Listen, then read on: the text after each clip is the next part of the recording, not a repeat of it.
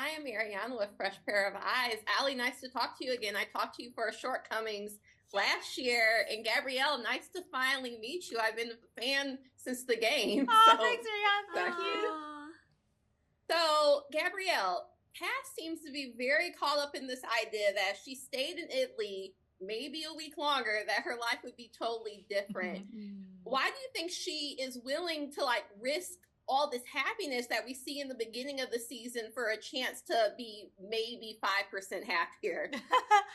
I think what it is that the vision's so clear. It's like we go from this, it's almost like, I won't say it's spiritual or like extraterrestrial, but it's almost like there's this bigger being than us that lands out of nowhere into our town. It prints out a card that says, hey, here's your life potential. You kind of like take it serious, maybe not so serious season 1. Season 2, we get a full vision of like, okay, now things get a little more serious.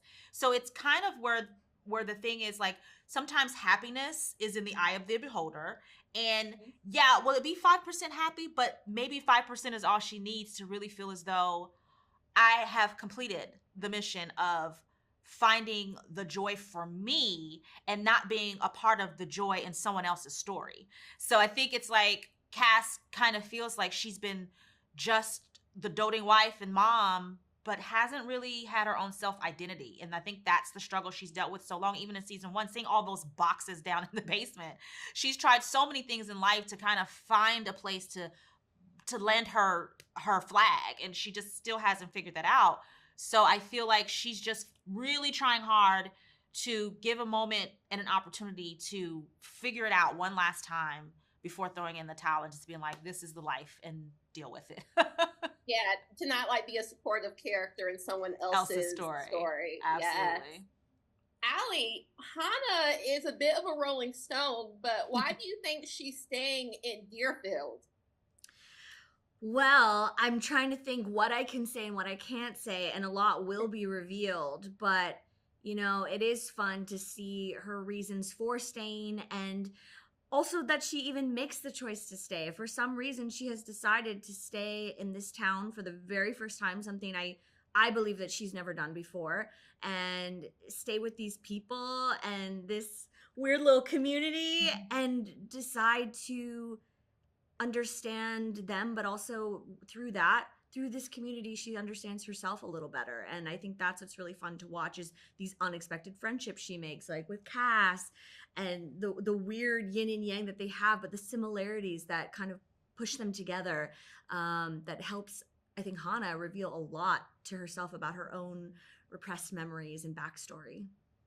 Yes, you were mentioning, and I saw you guys become friends this season. What do you think your characters could learn from each other?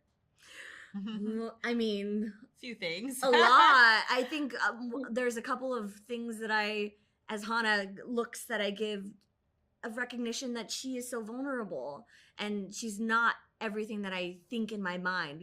Like on the surface, I think, oh, Cass is this perfect person who's got everything that I wish I had, and it's never what it is on the surface. So I think her vulnerability is something that I'm very drawn to, the ability that she doesn't have it all together.